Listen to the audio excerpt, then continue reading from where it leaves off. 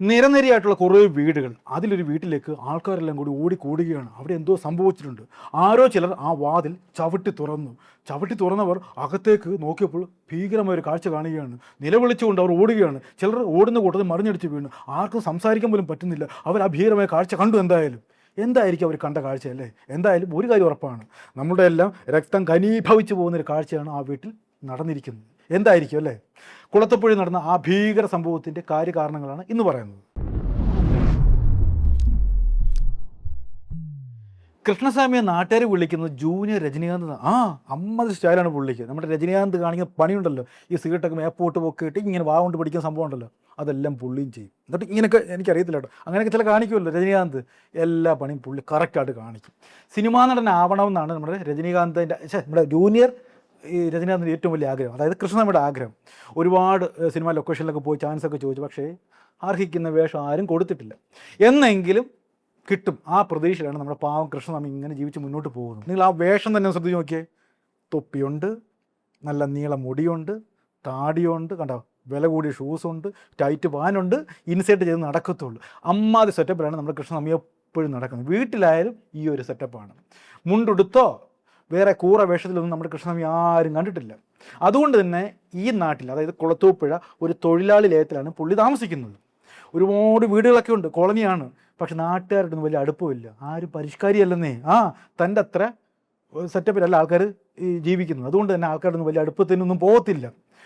ഈ ചെറിയ വീട്ടിലാണ് കൃഷ്ണസ്വാമിയും അമ്മ ചിന്നത്താമ, ഒരു വല്ലാത്ത പേര്, ചിന്നത്താമയും കൂടെ താമസിക്കുന്നത്. അമ്മയ്ക്ക് 90 വയസ്സ് കഴിഞ്ഞു. ഈ ചെറിയ വീട്ടിൽ അങ്ങനെ സന്തോഷകരമായിട്ട് ഈ അമ്മയും മകനും കഴിഞ്ഞു പോവുകയാണ്. കൃഷ്ണസ്വാമി കല്യാണം ഒന്നും കഴിച്ചിട്ടില്ല കേട്ടോ. ഈ അമ്മയുടെ കാര്യമൊക്കെ നോക്കി കല്യാണം കഴിക്കാൻ പോലും അങ്ങ് മറന്നു എന്ന് വേണമെങ്കിൽ പറയാം. നമ്മളൊന്നും അമ്മയെ സ്നേഹിക്കുന്ന പോലൊന്നും അല്ല ഈ കൃഷ്ണസ്വാമി സ്വന്തം അമ്മയെ സ്നേഹിക്കുന്നത്. സമയത്ത് ആഹാരം കൊടുക്കുന്നതും വാരി കൊടുക്കും, കുളിപ്പിക്കും. വയ്യ എന്ന സമയത്ത് അമ്മയെ എടുത്തുകൊണ്ട് ആ കെട്ടിലേക്ക് കൊണ്ട് കിടത്തും. കൊച്ചു കഥ അമ്മയ്ക്ക് പറഞ്ഞു കൊടുക്കും.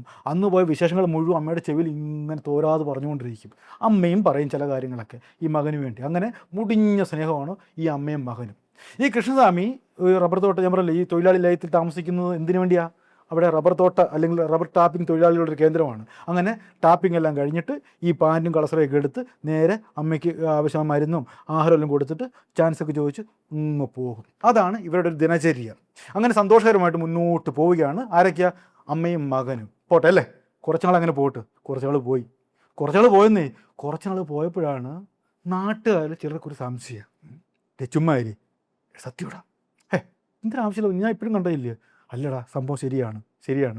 നാട്ടുകാർ അങ്ങോട്ടും ഇങ്ങോട്ടും പരസ്പരം ചെവി കുറച്ച് ഇന്നുകയാണ്. ഒരു കാര്യം, അവർക്കൊരു സംശയം. അതിനിപ്പോൾ എന്ത് ചെയ്യണം? കൃഷ്ണസ്വാമി ഒന്ന് വെളിയിലോട്ട് പോകണം. അങ്ങനെ നാട്ടുകാരെല്ലാം ഇങ്ങനെ ആ കൃഷ്ണസ്വാമി പോകാൻ വേണ്ടി ഇങ്ങനെ കാത്തിരിക്കുകയാണ്. കൃഷ്ണസ്വാമി പോവുകയാണ്. നമ്മുടെ ഷൂസിൻ്റെ ശബ്ദം കേൾക്കാം. കൃഷ്ണസ്വാമി ഇങ്ങനെ നടന്ന് ദൂരേക്ക് പോവുകയാണ്. പോയി ആ ഇറങ്ങി പോകുന്നത് നാട്ടുകാർ കൃത്യമായിട്ട് കണ്ടു. ഇപ്പോഴൊന്നും കയറി വരത്തില്ല.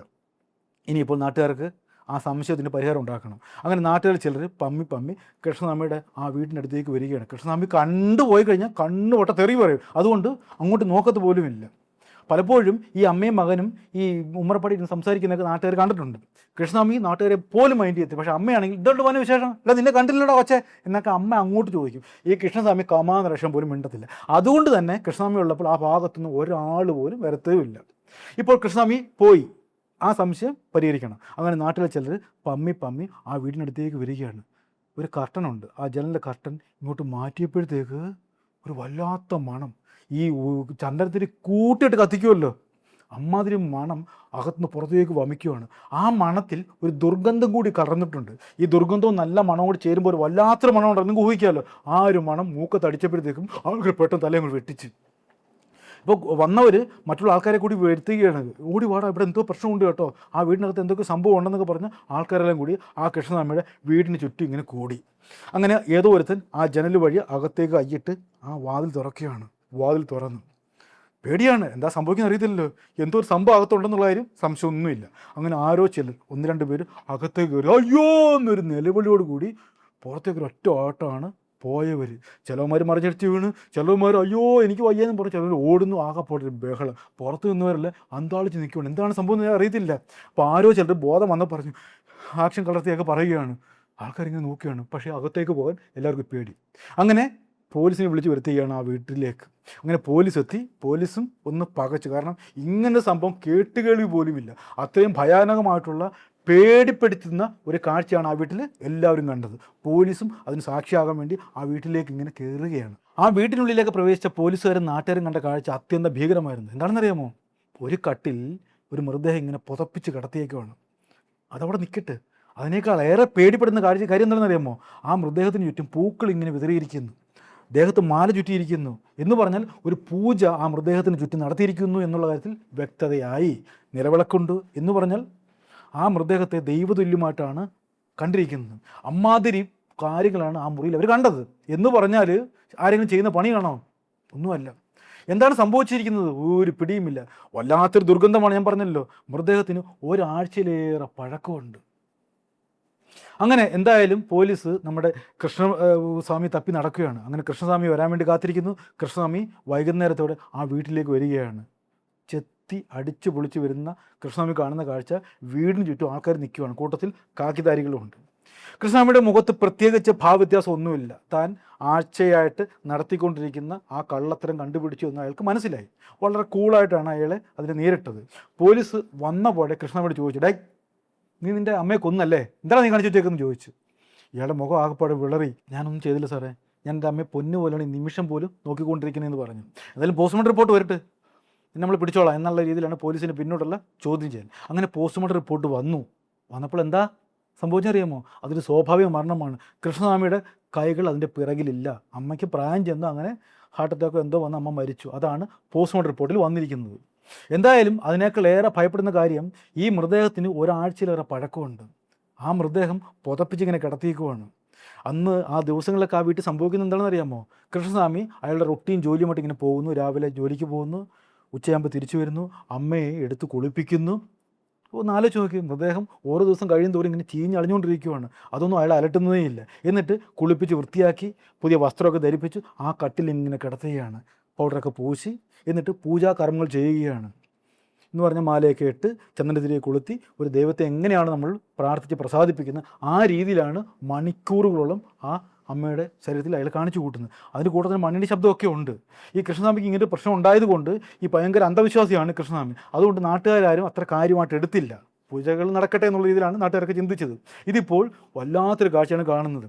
എന്താ സംഭവിക്കുന്നത് അറിയാമോ? അമ്മയുടെ മൃതദേഹം അവിടെ ചീഞ്ഞളിഞ്ഞ് കിടക്കുമ്പോഴും വളരെ കൂളായിട്ട് ഇയാൾ അവിടെ നിന്ന് ആഹാരം കഴിക്കുന്നു.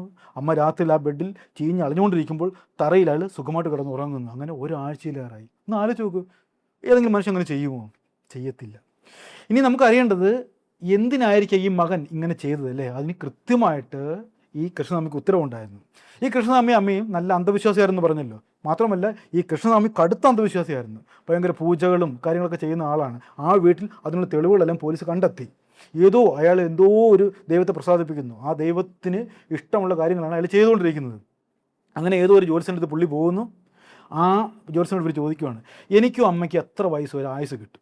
ജ്യോത്സ്യൻ കണ്ണും അടച്ച് പറഞ്ഞു, അമ്മ 100 പുറത്ത് പോടേ, പേടിക്കേണ്ട കാര്യമുണ്ട്, നീ ആ കട്ടയ്ക്ക് പിടിച്ച് നിൽക്കും എന്നൊക്കെ പറഞ്ഞു. അങ്ങനെ അമ്മയെ തനിക്ക് എന്നേക്കും കിട്ടും എന്നുള്ള ചിന്ത ഇയാളെ ഒരുപാട് സന്തോഷവാനാക്കി. പക്ഷേ ഒരു സുപ്രഭാതത്തിൽ ആ ആയുസ്സെല്ലാം വെട്ടിക്കുറച്ച് 90 കഴിഞ്ഞപ്പോൾ തന്നെ അമ്മ കഥം കൊതാഹി. ഇത് നമ്മുടെ കൃഷ്ണസ്വാമിക്ക് അയക്കാൻ പറ്റാത്ത അവസ്ഥയായി. അമ്മ മരിച്ചു എന്ന് ഈ കൃഷ്ണസ്വാമിക്ക് വിശ്വസിക്കാൻ പോലും പറ്റുന്നില്ല.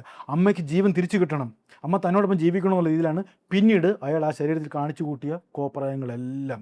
ഓരോ പൂജകൾ ചെയ്യുമ്പോഴും അല്ലെങ്കിൽ ഓരോ പൂജാ വിധികൾ ചെയ്യുമ്പോഴും അമ്മയുടെ ജീവൻ അല്ലെങ്കിൽ അമ്മയുടെ ശരീരത്തിൽ ജീവൻ തിരിച്ചു കിട്ടുമെന്ന് അയാൾ അന്ധമായിട്ട് വിശ്വസിച്ചു.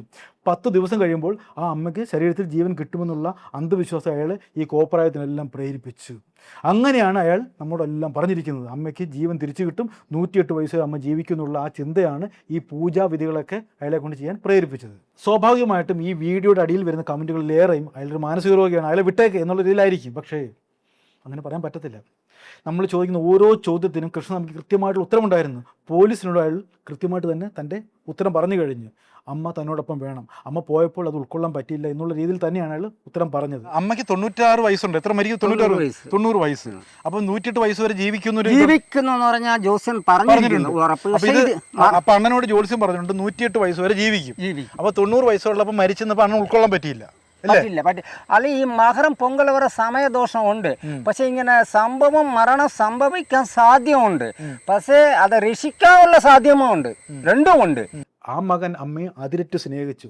അതിൻ്റെ കാര്യങ്ങളാണ് നമ്മൾ കണ്ടത് അല്ലേ. ഇവിടെ തെറ്റുകാരൻ ആരാണ്? ആ ജ്യോതിഷിയാണ്. ആവശ്യമില്ലാത്ത ചിന്ത അയാളുടെ മനസ്സിലേക്ക് ഇട്ടു. ആ അമ്മ 100 വയസ്സ് പിന്നീടും ഒരുപാട് വർഷം പിന്നെയും ജീവിക്കുന്നൊക്കെ ആ പാവത്തിൻ്റെ മനസ്സിലേക്ക് വെറുതെ ആഗ്രഹം കൊടുത്തു. അത് പെട്ടെന്ന് അമ്മ മരിച്ചപ്പോഴേക്ക് ഉൾക്കൊള്ളാൻ പറ്റാതെ പിന്നെ കാണിച്ചു കൂട്ടുന്നതെല്ലാം കോപ്രായങ്ങളായിരുന്നു. അമ്മയ്ക്ക് ജീവൻ തിരിച്ചു കിട്ടുന്നൊക്കെ അയാൾ വെറുതെ ചിന്തിച്ചു. ഒന്ന് ചിന്തിച്ചു നോക്കുക. ഈ ഭാവി അറിയണമെന്നുള്ള ആഗ്രഹമാണ് നമ്മളിൽ പലർക്കും അല്ലേ. എൻ്റെ മകന് ജോലി കിട്ടുമോ, കല്യാണം നടക്കുമോ, എത്രാമത്തെ വയസ്സ് ഞാൻ മരിക്കും എന്നൊക്കെ പറഞ്ഞ് വെറുതെ ഇത്തരം പ്രവാചകന്മാരുടെ അടുത്തും ജ്യോതിഷന്മാരുടെ അടുത്തൊക്കെ പോയിട്ട് പോകും. ഞാൻ ഒരുപാട് ആൾക്കാരെ കണ്ടിട്ടുണ്ട്.